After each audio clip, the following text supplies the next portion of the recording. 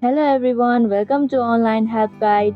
Today in this video, I'm going to show you how to delete a secret conversation on Messenger.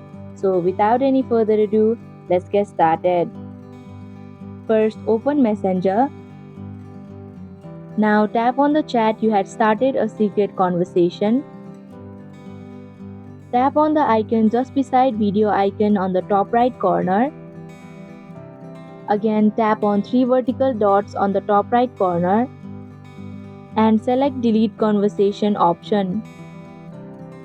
And if you're sure, click on delete button.